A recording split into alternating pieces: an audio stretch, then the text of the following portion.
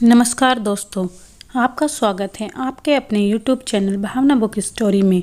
आशा करती हूँ आप सभी स्वस्थ होंगे और खुश होंगे। आज मैं आपके लिए लेकर आई हूँ संतोषी माता की कथा, जिसके श्रद्धापूर्वक मनन करने व सुनने से सद्ग्रस्त प्राणियों से युक्त घर में हर प्रकार का सुख और संतोष आता है। चलिए शुरू करते हैं आज की कथा। संतोषी माता की कथा। एक बुढ़िया थी, उसके 7 पुत्र थे। 6 कमाने वाले थे, एक निकम्मा था। बुढ़िया माँ 6 पुत्रों की रसोई बनाती, भोजन कराती और पीछे से जो बचता सो 7वें को देती थी।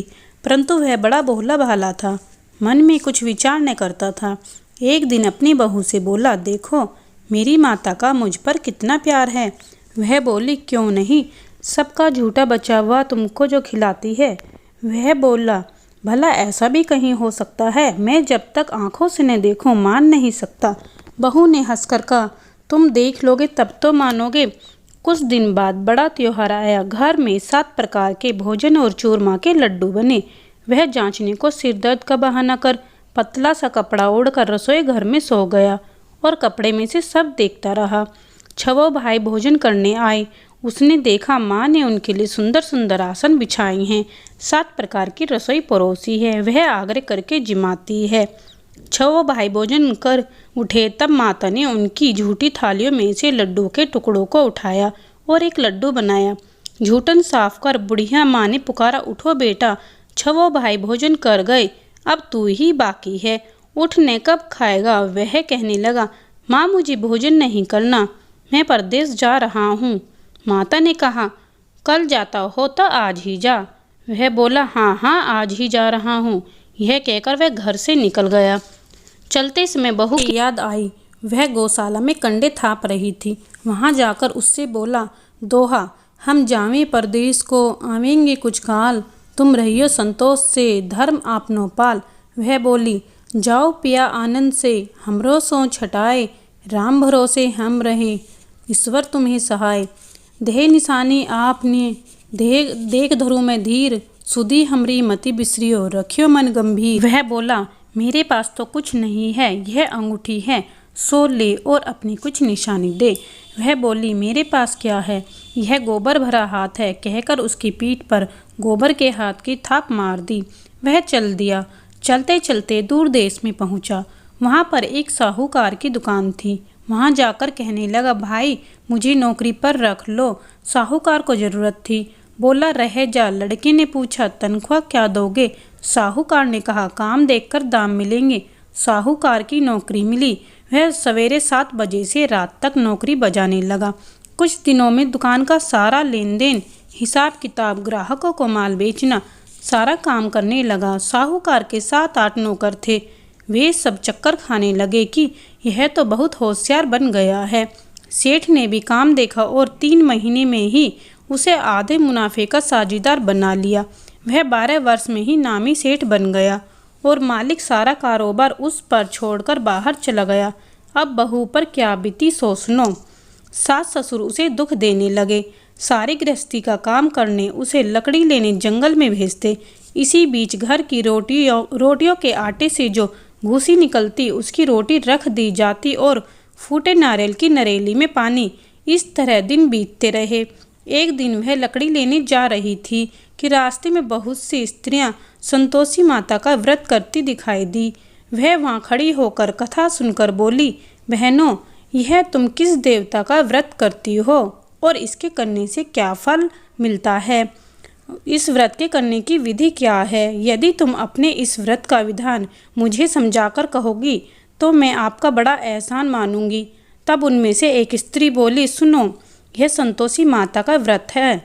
इसके करने से निर्धनता, दरिद्रता का नाश होता है, लक्ष्मी आती है, मन की चिंताएं दूर होती हैं, घर में सुख होने से मन को प्रसन्नता और शांति मिलती है, निपुत्री को पुत्र मिलता है, पति बाहर गया हो तो जल्दी आवे, कुंवारी कन्या को मनपसंद वर मिले, राजद्वार में बहुत दिनों से मुकदमा चलता हो तो खत्म हो जावे, सब तरह सुख शांति हो, घर में धन जमा हो, पैसे जायदाद का भला हो, रोग दूर हो जावे तथा और जो कुछ मन कामना हो वे सब इस संतोषी माता की कृपा से पूरी हो जावे, इसमें संदेह नहीं। वह कहने लगी, यह व्रत कैसे किया जाए, यह भी बताओ तो बड़ी कृपा होगी। स्त्री कहने लगी, 1.25 आने का गुड़ चना लेना, इच्छा हो तो 5.25 आने का लेना, या 1.25 रुपया हो तो भी सहूलियत अनुसार लेना। बिना परेशानी, श्रद्धा और प्रेम से जितना बन सके सवाया लेना। 1.25 पैसे से 5 आना तथा इससे भी ज़्यादा शक्ति और भक्ति के अनुसार ले। हर शुक्रवार को निराहार रह कथा कहना सुनना, इसके बीच क्रम टूटे नहीं।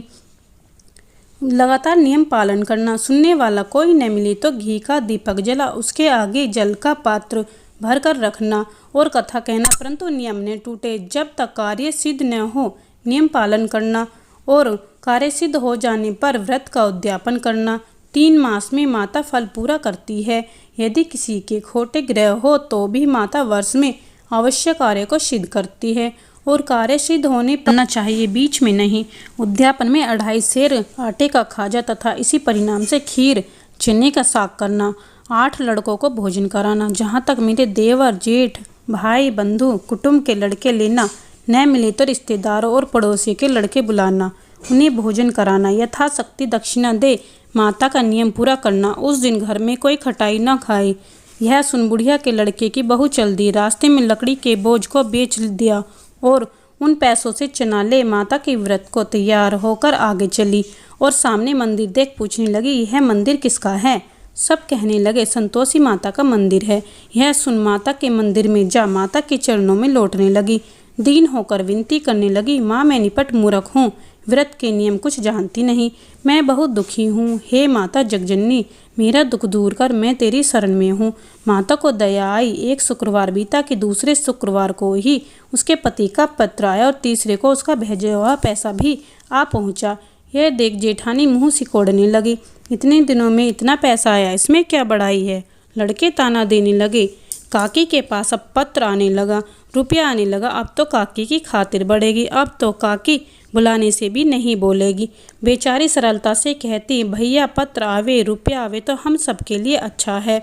ऐसा कहकर आंखों में आंसू भर संतोषी माता के मंदिर में आ मातेश्वरी के चरणों में गिर कर रोने लगी। माँ मैंने तुमसे पैसा नहीं मांगा, मुझे पैसे से क्या काम है, मुझे तो अपने सुहाग से काम है, मैं तो अपने स्वामी के दर्शन और सेवा मांगती हूँ। तब माँ ने प्रसन्न हो कहा, जा बेटी तेरा स्वामी आएगा। यह सुन खुशी से बावली हो घर में जा काम करने लगी। अब संतोषी माँ विचार करने लगी, इस भोली पुत्री से मैंने कह तो दिया तेरा पति आएगा, पर आएगा कहाँ से? वह तो स्वप्न में भी इसे याद नहीं करता, उसे याद दिलाने मुझे जाना पड़ेगा। इस तरह माता बुढ़िया के बेटे के पास जा स्वप्न में प्रकट हो कहने लगी, साहूकार के बेटे सोता है या जागता है? वह बोला, माता सोता भी नहीं हूँ जागता भी नहीं हूँ, बीच में ही हूँ, कहो क्या आज्ञा है? माँ कहने लगी, तेरा घर बार कुछ है या नहीं? वह बोला, मेरा सब कुछ है माता, माँ बाप भाई बहन बहू, क्या कमी है?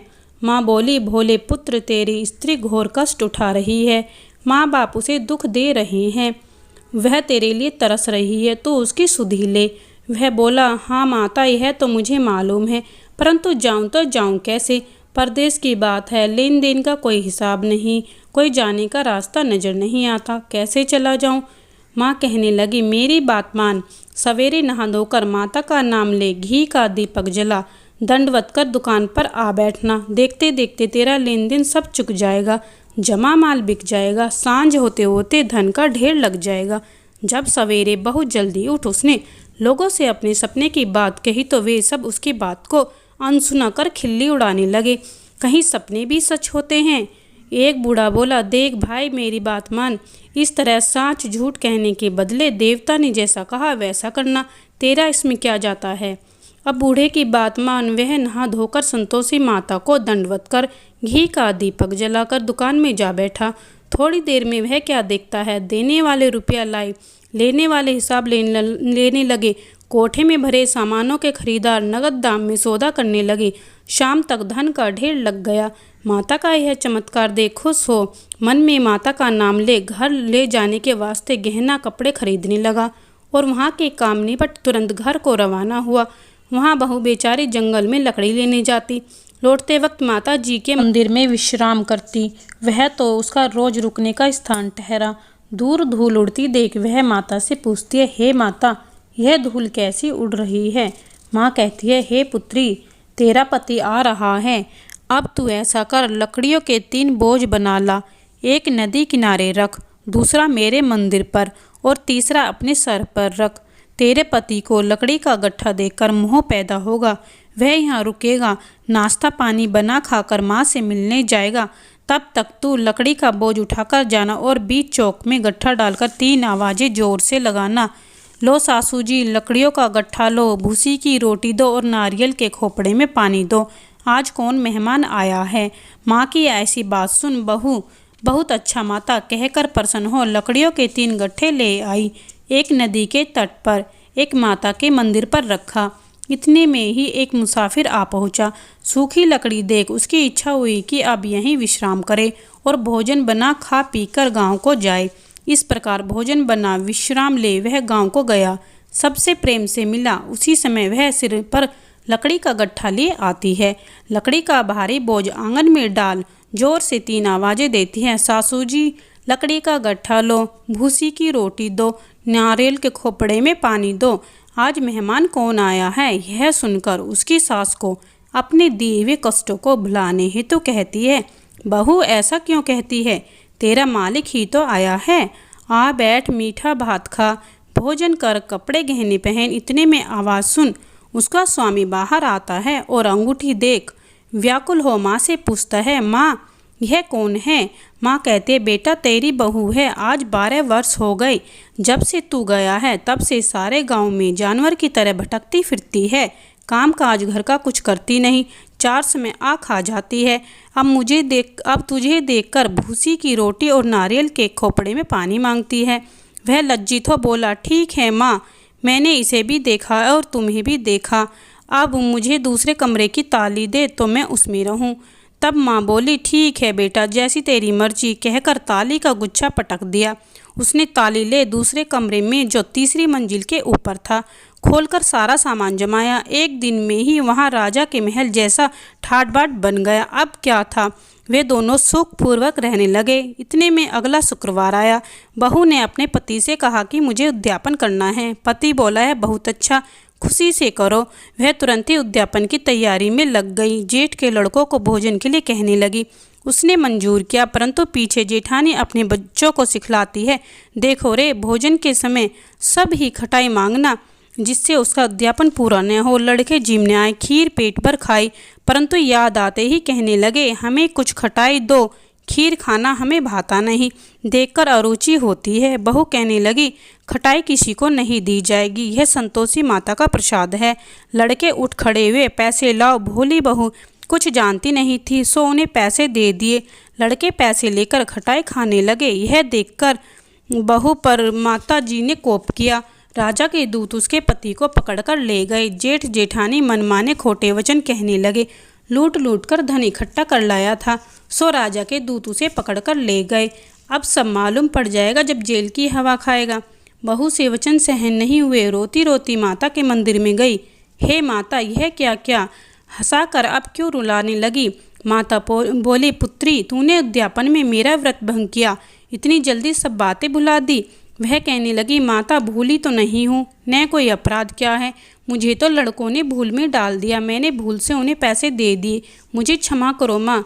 माँ बोली, ऐसी भी कहीं भूल होती है। वह बोली, मुझे माफ़ कर दो माँ, मैं फिर तुम्हारा उद्यापन करूँगी। वह बोली, अब भूल न होगी। माँ अब बताओ वह कैसे आएंगी। माँ बोली, जा पुत्री, तेरा मालिक तुझे रास्ते में आता मिलेगा। वह घर को चली। राह में पति आता मिला। उसने पूछा, तुम कहाँ गए थे। तब वह कहने लगा, इतना धन जो कमाया है उसका टैक्स राजा ने मांगा था, वह भरने गया था। वह प्रसन्न हो बोली, भला हुआ, अब घर को चलो। कुछ दिन बाद शुक्रवार आया। वह बोली, माता का उद्यापन करना है। पति ने कहा, करो। वह फिर जेठ के लड़कों से कहने गई। जेठानी ने 1-2 बातें सुनाई और लड़कों को सिखा दिया कि तुम पहले खटाई मांगना। लड़के कहने लगे, हमें खीर खाना नहीं भाता, जी बिगड़ता है, कुछ खटाई खाने को दो। वह बोली, खटाई खाने को नहीं मिलेगी, आना हो तो आओ। वह ब्राह्मण के लड़के लाकर भोजन कराने लगी। यथाशक्ति दक्षिणा की जगह 1-1 फल उन्हें दिया। इससे संतोषी माता प्रसन्न हुई। माता की कृपा से 9वें महीने उसे चंद्रमा के समान सुंदर पुत्र प्राप्त हुआ। पुत्र को लेकर प्रतिदिन माता जी के मंदिर को जाने लगी। माँ ने सोचा कि वह प्रतिदिन रोज मेरे मंदिर में आती है, क्यों न उसके घर चलूं, इसका आसरा देखूं तो सही। यह विचार कर माता ने भयानक रूप बनाया। गुड़ और चने से सनामुख, ऊपर से सूंड के समान होठ, उन पर मक्खियाँ भिन भिना रही थी। दहलीज में पांव रखते ही उसकी सास चिल्लाई, देखो रे चुड़ैल डाकिन चली आ रही है, लड़कों इसे भगाओ नहीं, ये किसी को खा जाएगी। लड़के डरने लगे और चिल्लाकर खिड़की बंद करने लगे। बहू रोशनदान में से देख रही थी। प्रसन्नता से पगली हो चिल्लाकर कहने लगी, आज मेरी माता मेरे घर आई है। यह कहकर वह बच्चे को दूध पीते पीछे हटाती है। इतने में सास का क्रोध फूट पड़ा।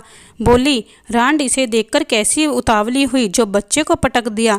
इतने में माँ के प्रताप से जहाँ देखो वहाँ लड़के ही लड़के नजर आने लगे। बहू बोली, माँ जी, मैं जिसका व्रत करती हूँ यह वही संतोषी माता है। इतना कह वह झट से सारे घर के किवाड़ खोल देती है। सबने माता के चरण पकड़ लिए और विनती कर कहने लगे, हे माता, हम सब मूर्ख हैं, हम अज्ञानी हैं, पापी हैं। तुम्हारा व्रत भंग कर हमने बहुत बड़ा अपराध किया है। हे माता, आप हमारा अपराध क्षमा करो। इस प्रकार माता प्रसन्न हुई और माता ने बहू को जैसा फल दिया माता वैसा सबको दे। जो पढ़े उसका मनोरथ पूर्ण हो। बोलो संतोषी माता की जय।